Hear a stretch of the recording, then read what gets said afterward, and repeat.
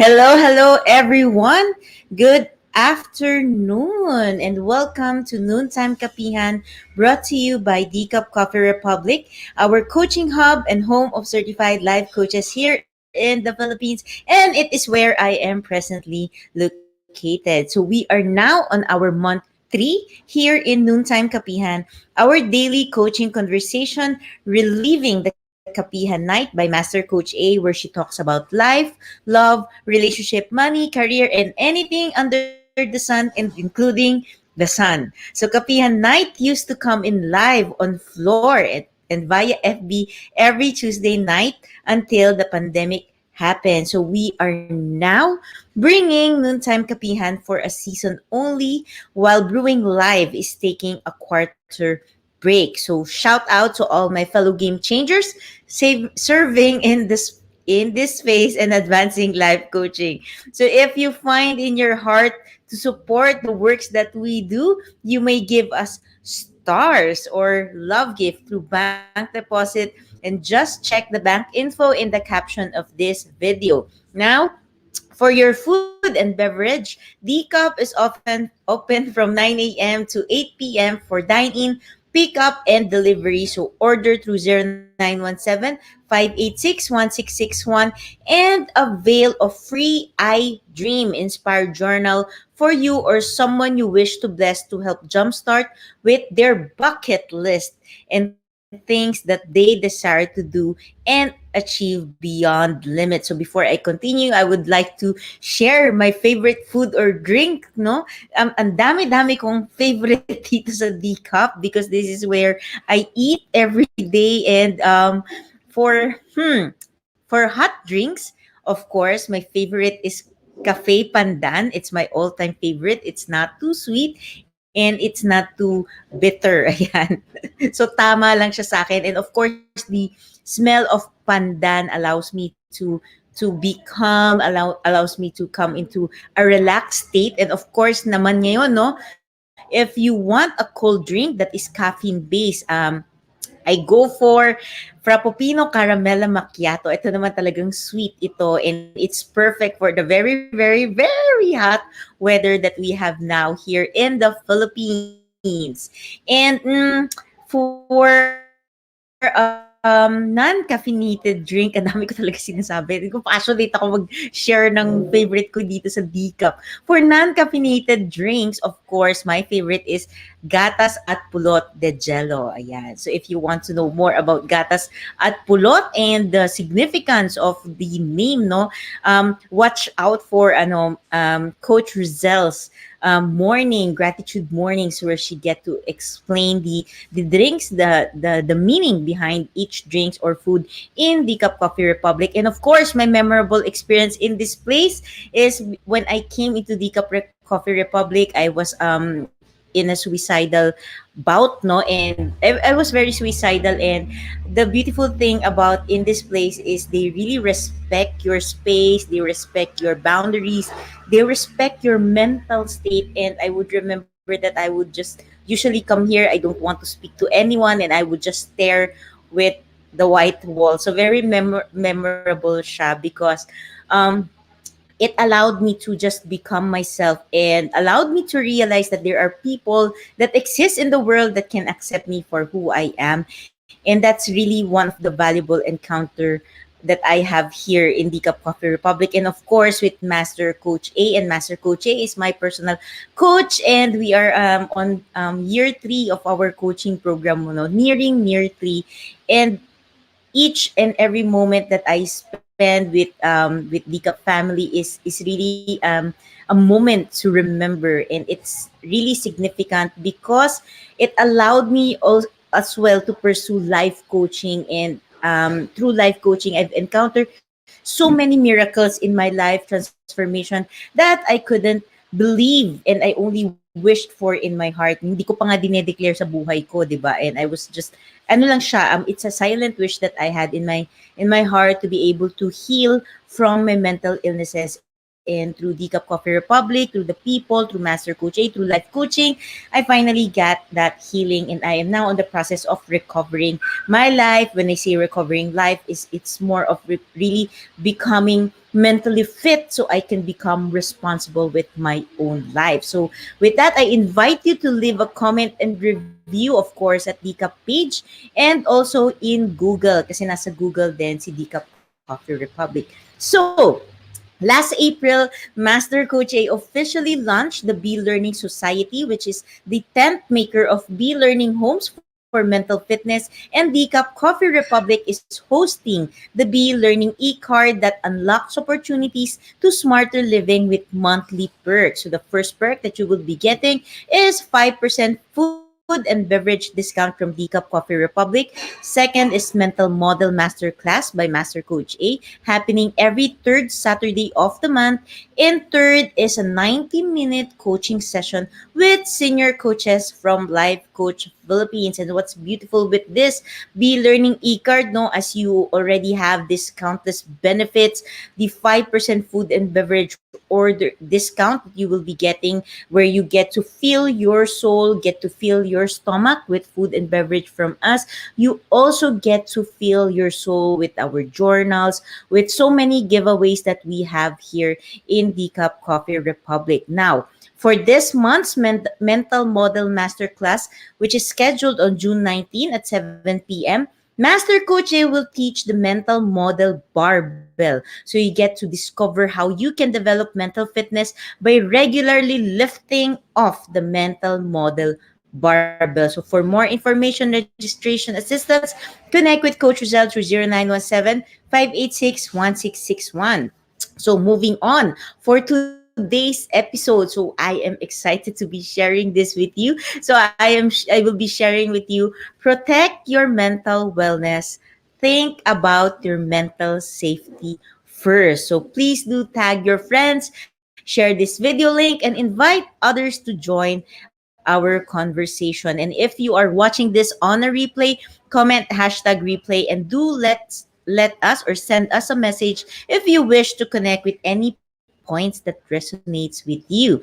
So the YouTube link where you can find the replay of all the episodes of Noontime Kapihan is found in the caption of this video. So please do follow and subscribe to the channel so you'll be notified of all the future videos to stuff your digital space with valuable content. So in case you're meeting me for the first time, my name is Coach Candee Teng. I am a professional certified CACC or co-actively co-create life coach and certified mental health coach from Life Coach Philippines.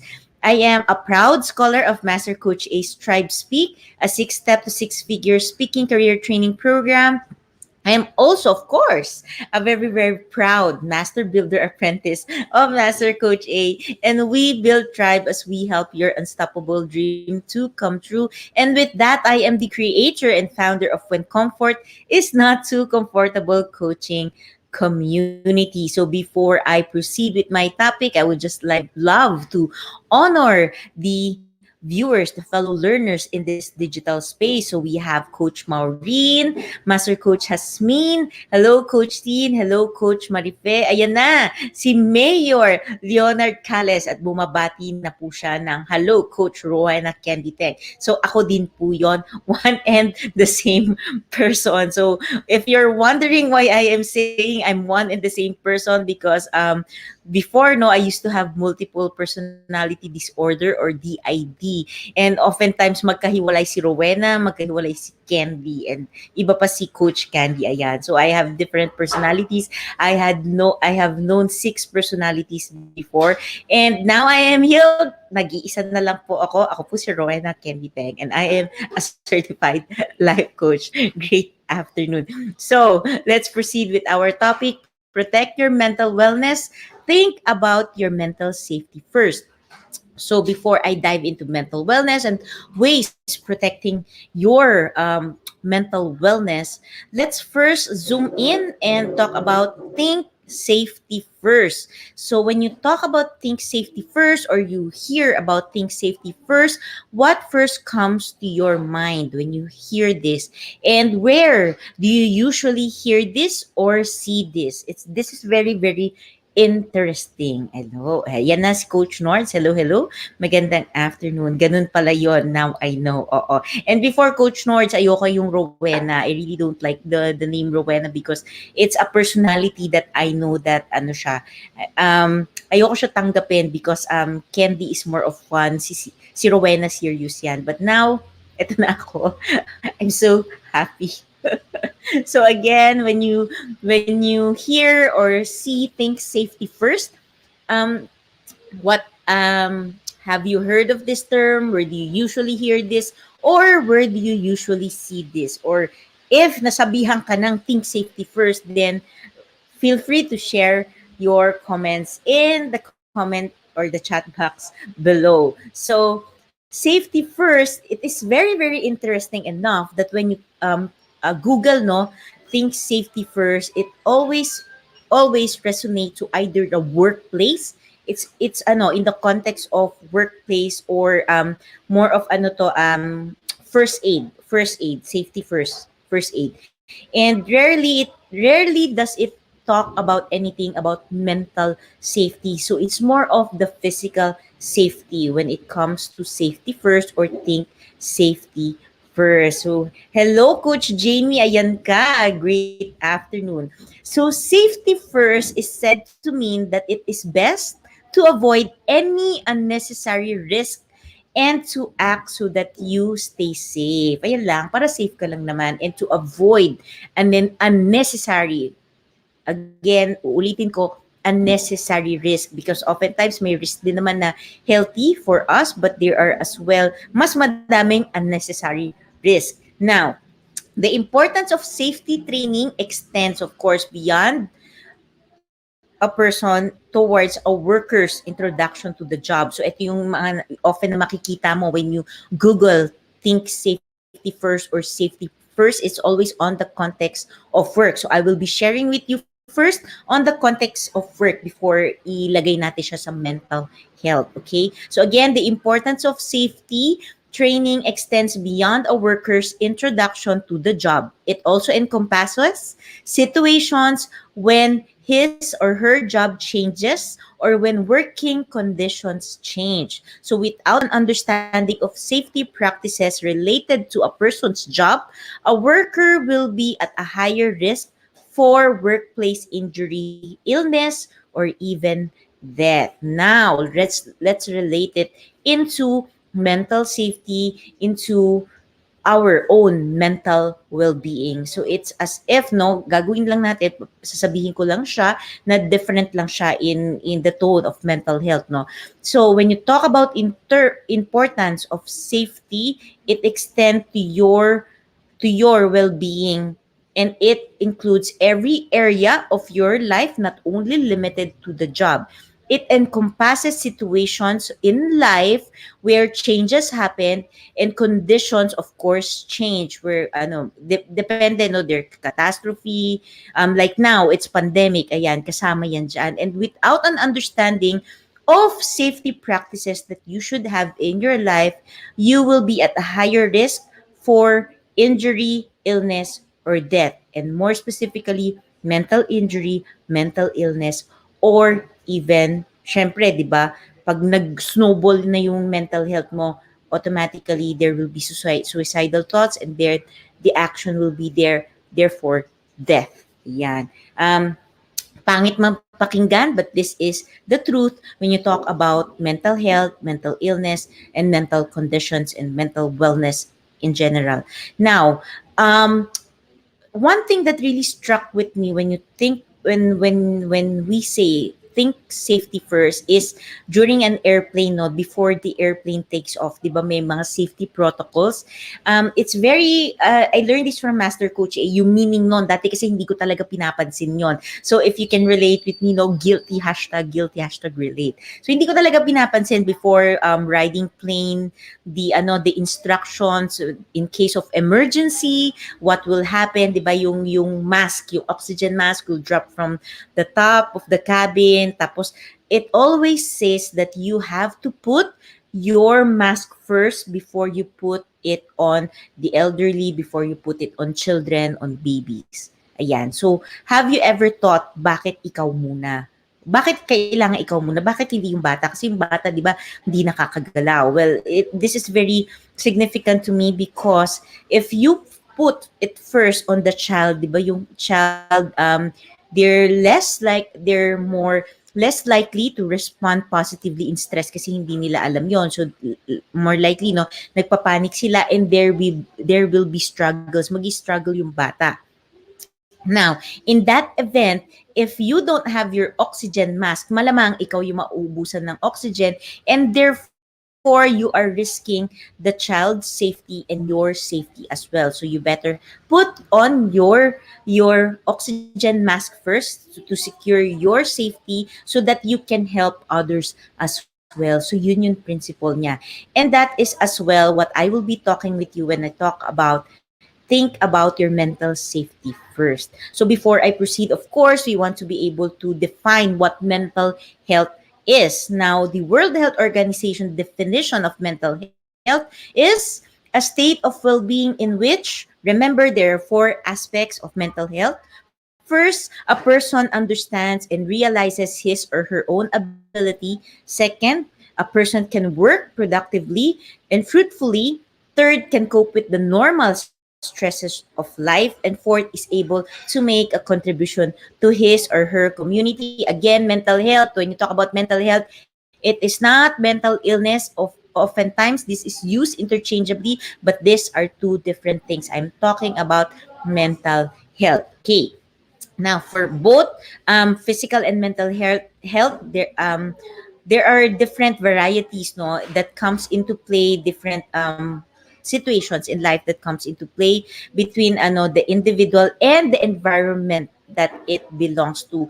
So when you talk about mental health, kasama dito palagi ang environment. So it can include different effects, no, from family history of illness, disease, genetics, to a person's lifestyle and health behavior, a person's level of personal and workplace stress, exposure to toxins, exposure to trauma, personal life circumstances and history, mga nangyayari sa buhay ng isang tao, access to support as well. When we talk about support, healthcare, social supports. In my case here in Decaf Coffee Republic, as I shared earlier, it's more of the mental support I got, and of course, it as well involved coping skills. So usually, when the demand placed on someone exceeds their resources and coping abilities, it is where your mental health will be negatively affected. Kaya, importante po si mental fitness, which I am doing, which I am talking about coaching for mental fitness every Fridays at 4 p.m. And I invite you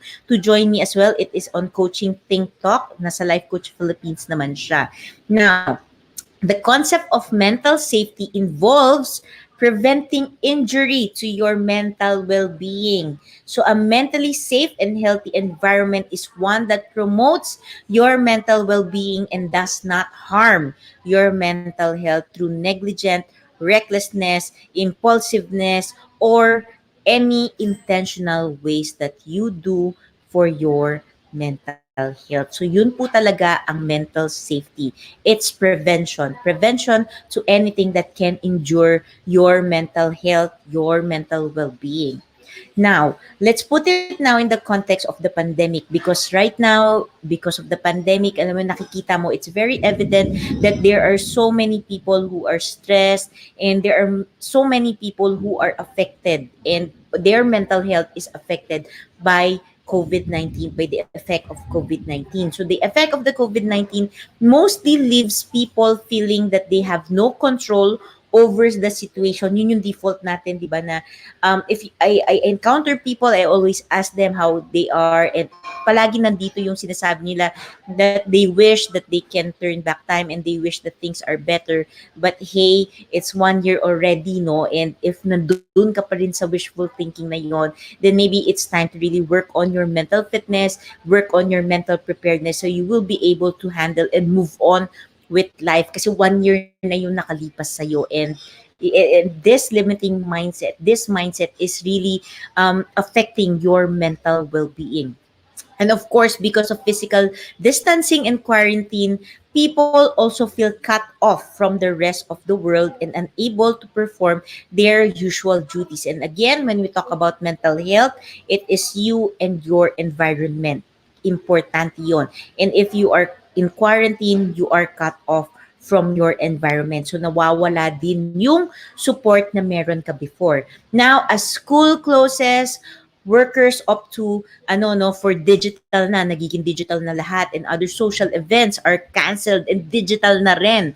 The thought and reality of being confined in your home, alam mo yung nag-e-event ka pero nasa bahay ka naman talaga because of quarantine, can be daunting. For others talaga, they want to be able to go out there, they want to be able to be in touch with nature, iba pa rin kasi yung physical connection when you talk about building relationship. And of course, as we are living through the pandemic, no, time seems to creep by much slowly and slower after you've been at home for a long period of time. So, I have known people who 1 year na hindi talaga lumalabas. So, may ganon, no? So, it's already been a year na it's as if their life is on a pause. Ayan. So, even if you are home with other family members, the sense of isolation is still very powerful, and isolation affects your mental health. Now, the American Psychological Association reports that social isolation carries a number of health risks. So, feeling isolated can lead to poor sleep, poor cardiovascular health, lower immunity, depressive symptoms, impaired executive function. And when your executive function skills are impaired, you may find it more difficult to focus, manage your emotions, remember information, and follow directions. O, di ba, akala natin kasimple-simple lang siya, but it is really very, very important. Now, although it is true, totoo naman talaga that we do not have control over COVID, it is important as well to keep in your mind, ingrain in your mind, that you have something that you can be in control with. And what is that? Of course, ikaw, you, you, you. Ayan. Your responses, your actions, and your capability to decide, and your ability to not let COVID-19 control you. Yan, 'di ba? Medyo masakit pero yes, if you assess your life right now, how you've been living in a year, are you going through the motions of COVID-19? Na yung COVID-19 na yung the pandemic is already dictating your life, or are you still in control of your life even if the pandemic is there? Because remember that in life, there are just two things that you can do something about, and then there are things that you can do nothing about. And focusing on things that you cannot do something about only impairs your mental health. And this is where mental safety comes in, that if you really want to prevent from further damaging your mental well-being, then you must focus on things that you can do something about. So a good example is that in terms of news, ito pinakamadaling example, di ba? Ang daming news, COVID news, pandemic news, death tolls and everything. And it's been creating so much anxiety in each and every one of us. So although anxiety about coronavirus is already pag titingnan mo yan, it's already normal right now. I mean, if you've learned how to respond, no, healthily, to respond positively, it's you will come into that acceptance that the anxiety brought about coronavirus is just there, nandiyan na talaga yan, and you have no control about the pandemic. So you can just make sure that you get information from reliable sources. Example of that is World Health Organization, UNICEF.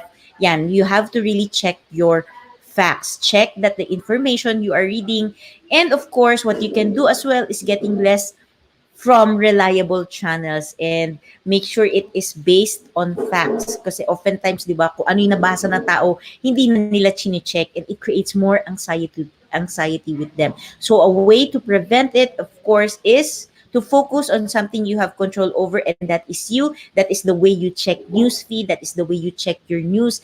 That is being diligent enough to really protect your safety. If the pandemic news is not helping your mental state, then you have the control to not watch it and redirect your focus on things that will help empower you and uplift your sense of well-being. And a very very good way to protect your mental safety first is to focus on yourself. Tulad lang 'di ba nung no sa airplane, the oxygen mask, you have to focus on yourself first. So focus on yourself and on the things that you can do and the things that you can be in control of, which is you. Now, have you wanted for to do something new, no? Oftentimes, diba, before pandemic, madami tayong gustong gawin, madami tayong gustong aralin. There are things that we want to really discover. So, maybe now it is the perfect time to start reading a new book, devote time to playing a new instrument, yung gusto mo, time to really learn something about what you've been wanting to learn for so long. So that is one of the ways that you can really work on your mental safety, is to just focus yourself, filter the things that you will be seeing. Oftentimes kasi iniisip natin that there's no need to filter what we see, but remember, what you see, your mind sees. So naiisip din yan ng brain natin. So we have to be careful about our mental safety, about our mental health first. You want to make sure whatever you read, whatever you hear, is conducive for your mental well-being and helps you, uplifts you, encourage you, not the other way around. If it causes you more anxiety, then think safety first. Focusing on yourself and finding ways to use your time more hindi productively but more conducive for your mental well-being is always available. You just have to make an intentional decision. Now, what can you do? So I will be sharing now 6 ways to protect your mental wellness. So this is both no for people who feels that they need they need some help, or this is also as well for people who are suffering, who are already suffering just like me before, no. So first is to connect with a professional service provider. So if you see that there is something happening with you, and it seems that you have no control over how you respond, how your emotion surfaces, alam mo yun, you're just not in control, then maybe one way to protect your mental wellness is to connect with a professional service provider. Bakit siya number one? Because self-diagnosis will never help you, because there is so much danger in self-diagnosis.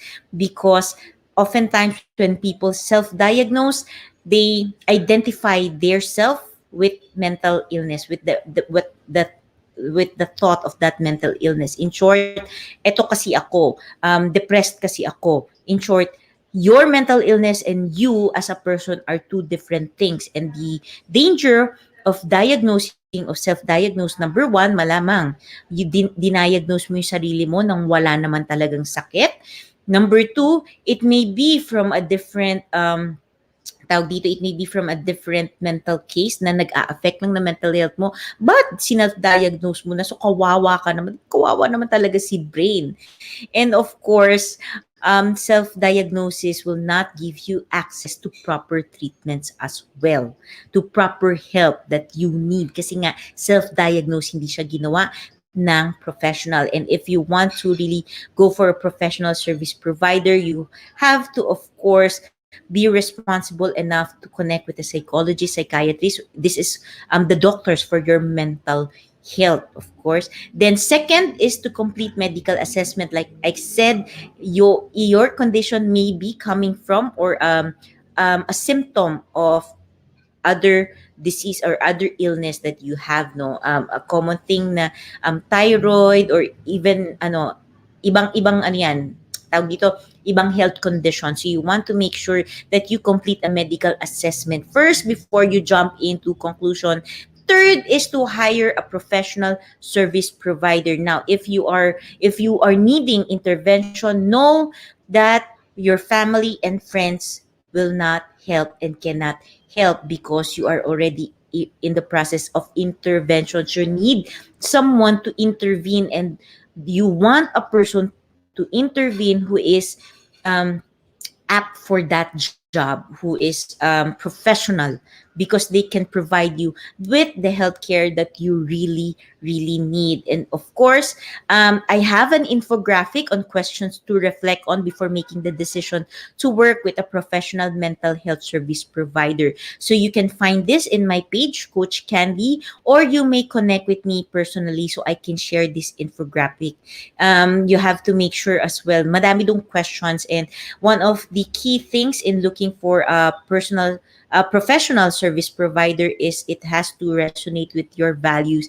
The service provider has to connect with you, and of course, the professional service provider should be credible. Meron siyang digital footprints, meron siyang track records, and of course, you have to know that the license is there, because oftentimes I've encountered a client, no, where nagpatingin siya sa psychologist, but the psychologist already has their license expired. So that's already a malpractice. And ayaw natin yon. And there is a case as well na nag-connect sa neurologist pero mental health ang kanyang issue. So these are two different things. If you really want diagnosis, if you want proper really check up for your mental health, you have to go for a psychiatrist and a psychologist, and a credible one, a registered one. Okay? You have to become responsible for your mental health as well to protect your mental well-being. Fourth is to establish a network of support. Like I've said, when you talk about mental health, it's not just about you, but it's your environment. So it can be a physical environment, or like in this case, no, since it's digital, it can be a digital tawag dito, support group, where you get to foster your self-expressions, you get to express yourself, you get to be surrounded with people who nandun sa wavelength mo, no, higher, either in the same wavelength with yours or higher. So in order for you to be able to really level up the way you think, the way you process things. And of course, the fifth one, sabi ni Coach Marife, oh my, yes, Coach Marife, meron po akong cases na ganyan. Yes, it's there's nothing really that's why it's very important to be able to educate people with mental health. So yun din yung heart ko, is to be able to educate people para naman kawawa kasi si brain, kawawa kasi yung tao, di ba? Kasi buhay yung equivalent when you talk about mental health.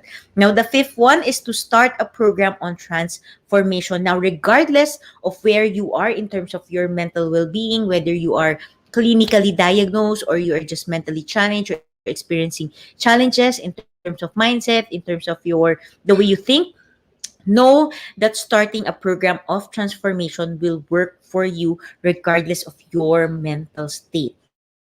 Because you have goals in your life. Kahit may sakit ka, meron kang gusto, meron kang pangarap.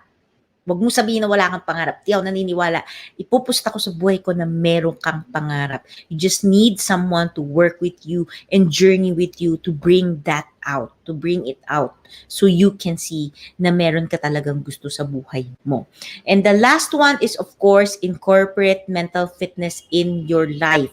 So in every aspect of your life, it is important for you to incorporate mental fitness, because the mental fitness allows you to become mentally well, and your mental fitness allows you to become mentally prepared for challenging situations in life. Just like in physical health, the way for you to combat, di ba, stressors, for you to combat diseases, illness, yung mga sakit, yung mga flu, is to work on in your physical fitness. And that means not only exercise, but the lifestyle, yung food na kinakain mo and everything. And in terms of your mental health, we also have that mental fitness. So these are 6 ways to protect your mental wellness. And if you want to know more about these 6 ways to protect your mental wellness, then I invite you to join me on Saturday, because coaching, the usual, before pandemic though, Decaf Coffee Republic used to run coaching for mental